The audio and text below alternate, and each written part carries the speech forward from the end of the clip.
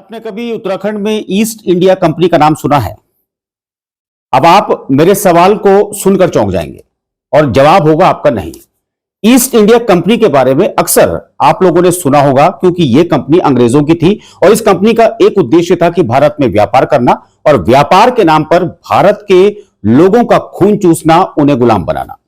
लेकिन उत्तराखंड का जिक्र मैंने क्यों किया? ईस्ट इंडिया कंपनी का जिक्र मैंने क्यों किया? एक कंपनी है उत्तराखंड में जो काम कर रही है चमोली जिले में, जिस कंपनी का नाम है HCC। ये वही कंपनी है जिसकी जो तर्ज पर काम कर रही है ईस्ट इंडिया कंपनी के।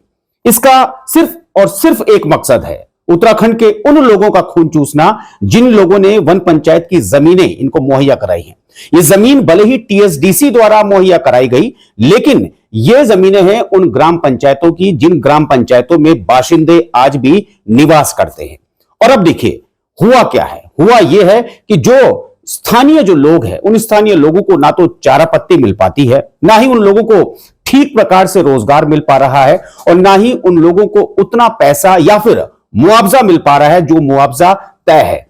केंद्र द्वारा यह मुआवजा तय था, THDC द्वारा यह मुआवजा तय था, लेकिन जब बात इस कंपनी पर आती है तो कंपनी मनमानी करती है। अब देखिए, साजिद कुमार जो प्रोजेक्ट मैनेजर हैं HCC के, जनाब बहुत ही शानदार, बहुत ही उम्दा कलाकार हैं। कलाकार इसलिए कह रहा हूं कि इनकी कलाकारी की वजह से आज जो 4 गांव के जो ग्रामीण हैं वह मजबूर हैं आंदोलन करने पर। और जो सरपंच है वन पंचायत के प्रदीप भंडारी ने बीड़ा उठाया है इस ईस्ट इंडिया नामक कंपनी के खिलाफ, यानी जो HCC जो कंपनी है उसके खिलाफ यह बीड़ा उठाया गया है, ताकि जो 4 ग्राम सभाओं के जो ग्रामीण हैं उनको उनका हक मिल सके।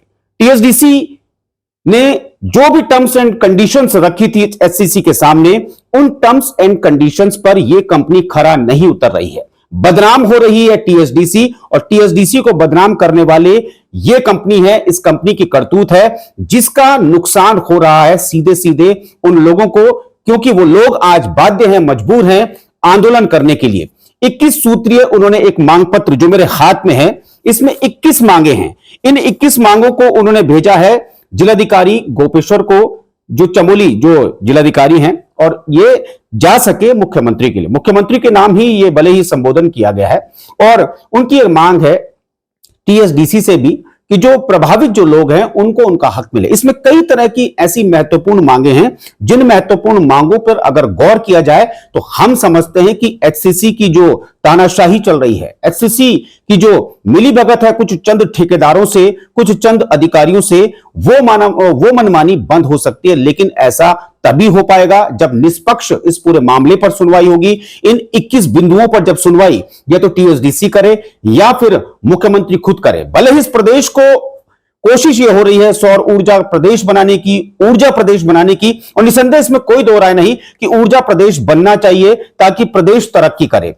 लेकिन जब ऐसे प्रोजेक्ट मैनेजर, जिनका नाम मैंने आपको साजिद कुमार बताया, ऐसे प्रोजेक्ट मैनेजर HCC कंपनी के जब बैठे हो और ऐसी HCC कंपनी जिसे ईस्ट इंडिया कंपनी का तमगा हम दे रहे हैं, ऐसी कंपनियां जब तक इस उत्तराखंड में होंगी तब तक इस प्रदेश का ना तो भला हो सकता है, ना ही यह प्रदेश ऊर्जा प्रदेश बन सकता है। और लगातार ऐसे ही लोग संघर्ष करते रहेंगे और हमारा काम है ऐसे संघर्ष को आवाज बनकर उठाना, और हम तब तक इनकी आवाज बनते रहेंगे जब तक इन लोगों को न्याय नहीं मिल जाता।